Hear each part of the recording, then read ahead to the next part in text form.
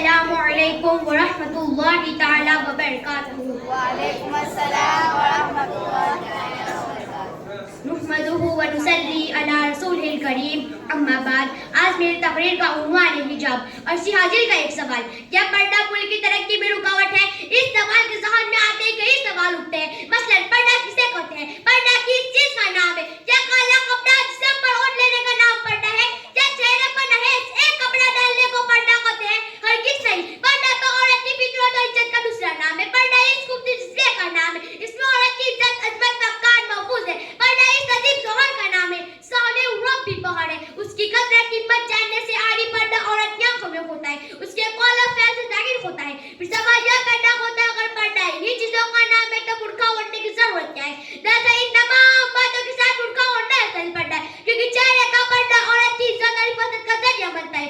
लफ्ज़ असल मखलू में छिपा हुआ गौसेदा होता है। पर्दा अरबी जुबान का लफ्ज़ है, मुअब्बिर तर्जुमा है। हिजाब का लफ्ज़ कुरान मजीद की आयत में, जिसमें अल्लाह ताला ने लोगों को नबी के घर में बेतकल्लुफ़ आने जाने पर मना फरमाया था और हुक्म दिया गया था, अगर घर की खवातीन से कोई चीज मांगनी हो तो इज्जत की ओर से मांगा करो। इस हुक्म से पर्दे की अहमियत हुई। पर्दे का एहकाम कुरान मजीद की 24वीं और 23वीं सूरतों की तफसील के साथ मौजूद है और इनमें औरतों को हुक्म दिया गया है अपने घरों में वक़ार के साथ रहे और अपने उस आदेश की नुमाइश न करते फिरे जिस तरह जमाने में जमात की औरतें किया करती थी। घरों से बाहर निकलना हो तो अपने मुंह चाहे न निकले और बनने वाले जेब में अपने घर से न निकले।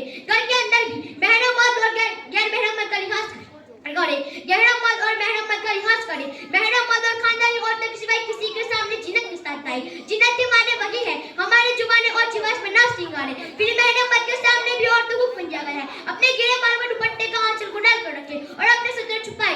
घर के मर्दों को भी हिदायत दी गई है, माँ बहनों पास आए तो इजाजत लेकर आए। ये काम कुरान हकीम में किए गए हैं और उनका नाम है पर्दा।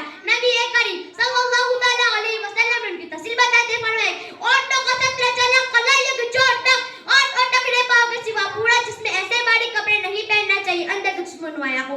पर्दे का एहकाम इस्लाम में दिया गया है। वो थोड़ा भी तो गौर करके देखो, समझ में आ सकता है। उनके 3 बड़े मकसद बातें हैं। नंबर 1, अव्वल औरतों और मर्दों की अखलाक हिफाजत की जाए और ऐन हरामियों का दरवाजा बंद किया जाए जो मखलूक सोचा कि और मर्दों पर अचानक को जोड़ा से पैदा हो जाए। नंबर 2, औरतों और मर्दों के दायरे अमल अलग किया जाए ताकि फिर में जो फर्ज और नफसूट है वो सुकून के साथ अंजाम दे सके। जो कि मर्दों पर सुकून है उन्हें इत्मीनान के साथ बचा लाए।